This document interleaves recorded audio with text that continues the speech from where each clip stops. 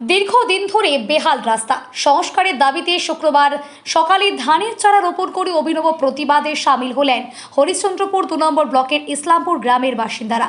তাদের অভিযোগ, ইসলামপুর মহানন্দা বাঁধ রোড থেকে গ্রাম পর্যন্ত প্রায় 1 কিলোমিটারেরও বেশি রাস্তা বহু বছর ধরে বেহাল অবস্থায় পড়ে রয়েছে।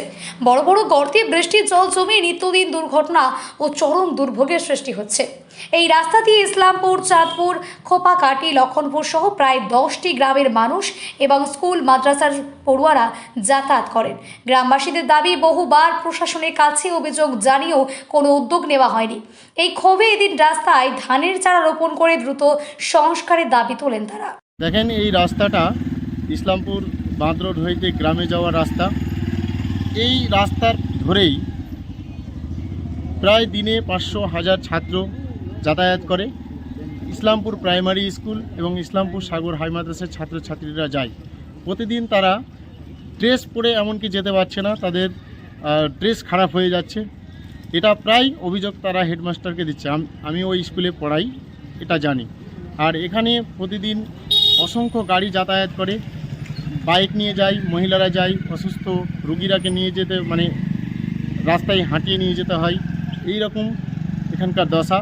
তাদেরকে বাঁধে আগে তুলতে হয়, সেখান থেকে গাড়িতে করে যায়। বিশেষ করে বৃষ্টি হয়, কোন রোগীদের ক্ষেত্রে আপনার সমস্যায় পড়েন? যারা প্রসূতি? হ্যাঁ, যারা প্রসূতি আছে, যারা একবারে বার্ধক্য জনিত অসুখে ভুগছে, যে গাড়িতে বসে যেতে পারছে না, তাদেরকে আর 4 চাকা করে নিয়ে তারপরে মেন রাস্তায় তুলতে হচ্ছে। মেন রাস্তায় তুলতে হচ্ছে, সেখান থেকে নিয়ে যেতে হচ্ছে। তো এই কতদিন ধরে এই সমস্যায় ভুক্তভোগী? এই সমস্যাটা অনেক দিন ধরে, দীর্ঘদিন ধরে। আমি এখানে বর্তমানে আমি এখানে আছি 4-5 বছর ধরে আমি এরকম অবস্থা দেখছি। তো এলাকার যারা জনপ্রতিনিধি, তাদেরকে বিষয়টা সমস্যার সমাধানে আপনারা কোনো অভিযোগ জানাননি? বারবার আমরা অভিযোগ জানাচ্ছি, কিন্তু অভিযোগে তারা কোনো প্রতিফলন দিচ্ছে না। এখানে এমএলএ সাহেবেরা আসছেন, তারপরে জেলা পরিষদ, এরাই মিটিং করে, অথচ এই রাস্তার উপর দিয়ে তারা যায়, কিন্তু তাদের দৃষ্টিগোচর হচ্ছে না।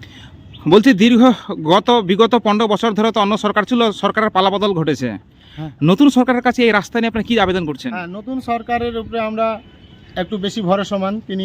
ওনারা অনেক কথা দিয়েছেন এবং কিছু কিছু পদক্ষেপও নিচ্ছেন।